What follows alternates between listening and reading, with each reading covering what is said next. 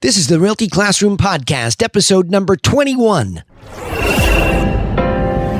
Welcome to the show that focuses on helping real estate agents build a bulletproof business plan so that they can sell more properties in less time and live a more fulfilled life. Are you a real estate agent with an entrepreneurial spirit who wants to turn your job into a business without sacrificing your lifestyle, but you just can't seem to find the right plan to help you get there? Well, then you're definitely in the right place. Hey, I'm Danny Griffin, the founder of the Realty Classroom and the host of this podcast. And to help you take immediate action to build a better real estate agent business, I've created a free jumpstart course for you over at freeagentgift.com. It's both for the rookie and the veteran. Let's get started. In this episode, what I want to cover today is where's the real money in your marketplace. Yes, the money. That's what business is all about. Before we get to all the expenses and the profit, we have to get that money, that GCI as we know it, or gross commission income.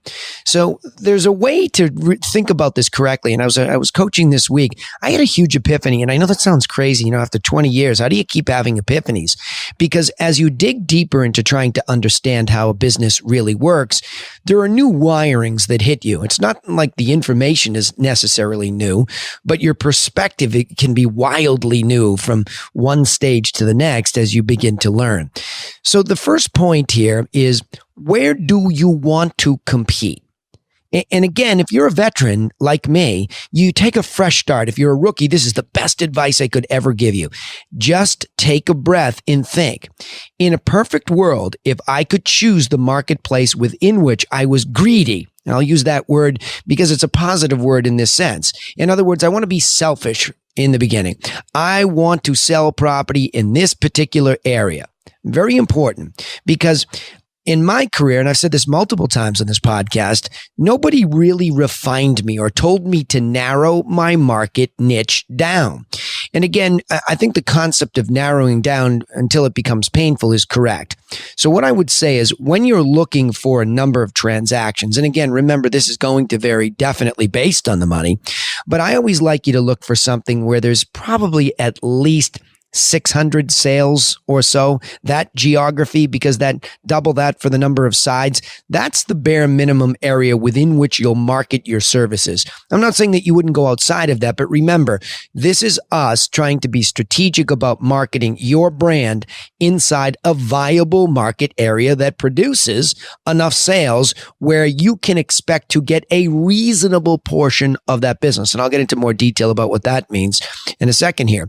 But the next beat here is, you have to go into MLS, the multiple listing service, and pull a list of all the production done by all of the individual agents. I want you to behave as an individual here first, even if you are a broker, owner, team leader, whatever it is that might be a bigger concept. Go in there and look at what the average agent is selling inside of that marketplace within which you've decided to compete. Now, again, for this exercise, for example, being transparent, in my own personal book of business, there's a town that I focus on.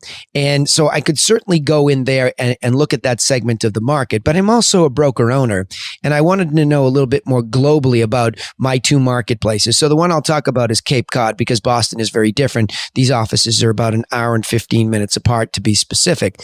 So let's just focus on the Cape Cod market, because that's the one that's freshest on my mind. And when I looked at that marketplace, what I saw was, okay, let's go the entire Cape, because it's a really neat geography that we can look at. And my thought as a broker owner is to expand into all of it. So I went looking for purposes of recruiting and training. What does the average agent actually sell? So I went back and I took the entire last year's production, and I'm leaving this evergreen. So no matter when you're hearing it, it's relevant. Forget what year it is. It's more so about looking at an entire calendar year of sales and seeing what happened. So for example, in that MLS in particular I'm referring to, there are 2,700 dues paying members. By the way, let this sink in for a second. Pursuing about 5,300 sides, okay? 2,700 people pursuing it. So you're already, if you're just thinking out loud here, you can probably start to do the math and see where I'm going. But the answer is stunning, actually. 2,700 people are paying dues, and only 1,631 of them in this calendar year had sold at least a half a deal. I didn't even know you could sell a half a deal. And, I'm saying that a little bit tongue in cheek, but that means you split it with somebody. You were a two-person team or somebody teamed up with you, whatever the case was. So now we're breaking it down into half deals. So the average agent sold 1,631 of them make up this pool. And the average agent sold what?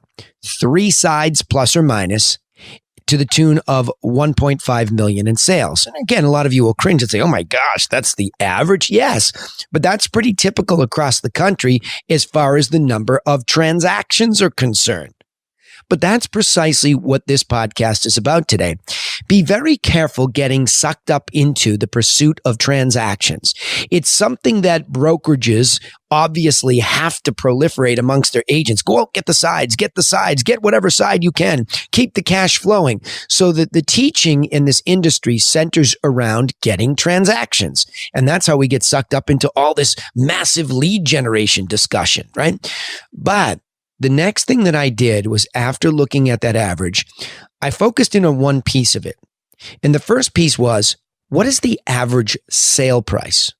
Because that's going to become one of the linchpins when we move away from average production into top producing production. Many producers that are top producers in this MLS that I'm referring to on Cape Cod, they do a lot of transactions. But the stunning statistic is that when I took a breath to look at it from my own book of business, I'm pursuing a higher average. I've always been one of these folks that was sucked into that game, just like a lot of you top producers, more transactions without really heavily paying attention to the money.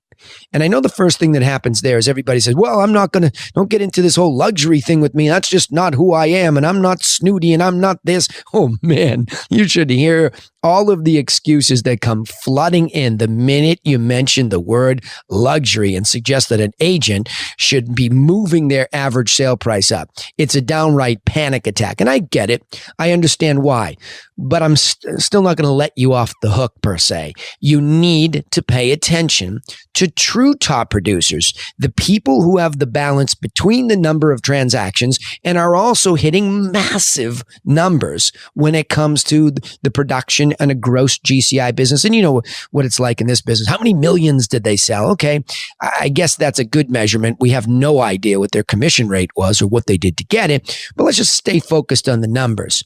There is a good balance between the number of transactions and a well higher than average sale price. Let me repeat that.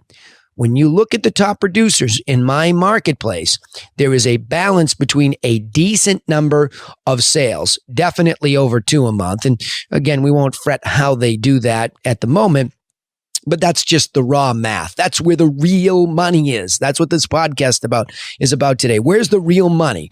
A good number of transactions, somewhere around 1.5 to 2 a month or more, and well above the average sale price. Those are the two things that you'll see with top producers. And I think that's that third point there is, how much are the top producers really selling in your marketplace? Don't guess. Now, if you're not a broker and you can't get access to this, ask your broker to provide this, because this is part of your business plan. You have to have this clear goal on what is average in your marketplace and what is top producing, rather than just making up numbers. Well, I want to go out and produce 400,000, right? Well, is that reasonable? Does that happen in your marketplace? And are the top producers doing that? And if these top producers are doing that, are these top producers people that just came into the market like you did last week? Or are these people that have been at it for multiple years? And there's probably a balance of both. There are a lot of young hot shots who jump into this business and off they go into top producer land pretty quickly. I'm proud to say that I was one of those, but I was doing it the hard way, working my tail off. But you have to be realistic about who they are, what they are, and how much they're selling.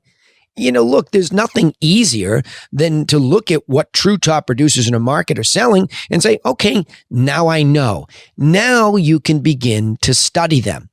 But let's talk about how you pull these two concepts together. You see, a foundation of average is what you really need to make sure you understand. And I'm not saying necessarily just 3 transactions, because some of you that are endeavoring to make this definitely your full-time job, and again, look at me, not your full-time job, your business. Because that's what this is, meaning you're replacing your job with this as a small business opportunity. So just shoot for at least an understanding of what average is as far as number of transactions. But more importantly, what I want you to yank out of there and you can put in your top producer mindset is the average sale price. Do not go out and just start having a marketing plan that gets anybody and everybody, because what will happen very quickly, you'll find that if you default to that, you're buying a lot of leads, and those leads are typically coming in at a lower price range. I don't know why exactly, if there's one factor, but that's just the way it seems to flow. So pay attention to the fact that you're after an average or above sale price. Okay, that's the key point you take from the average. But then you use that average and figure out what are the techniques that the top producers are using. In a good way. Go stalk them. Go figure out what they do. Watch them in action. Go to the broker tours when they have something on. See if it's them showing the property. Ask to preview the property next time they show it. See how they behave in the property. You just want to study success. It's okay. That's what people, do all the time. You find somebody who's already got what you want, top production, and you start to mimic a lot of their actions. And then the cool thing is, as you start to learn more, now you begin to innovate and put your whole spin on everything. All right, so let's get back to this. I want to chunk this up for you. What we're looking at here is the question on the table is, where's the real money in your market? So first step, where do you want to compete so that you can look at this marketplace the way that it should be for you?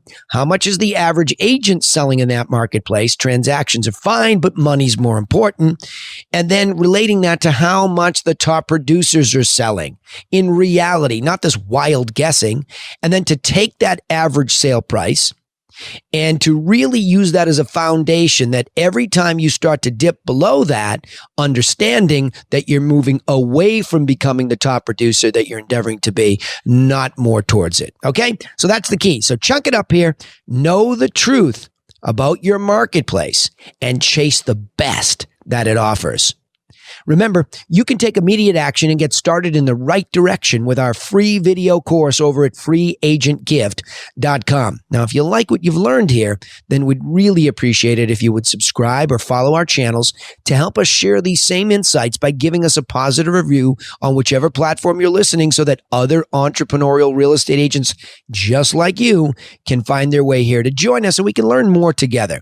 We also broadcast our live sales training on Facebook every Friday at 1 o'clock Eastern Daylight Time. So remember, get over there and like that page and we'll notify you via Facebook every time we go live. By the way, that's a real live eavesdrop on my coaching program, where I'm actually coaching these mastermind members who are definitely top producers and their team members who are the up and comers. So thanks for listening. We look forward to helping you in the next episode. You've been listening to The Realty Classroom with Danny Griffin. Join us next time to continue learning how to build a smarter real estate agent business plan that helps you live a more fulfilled life.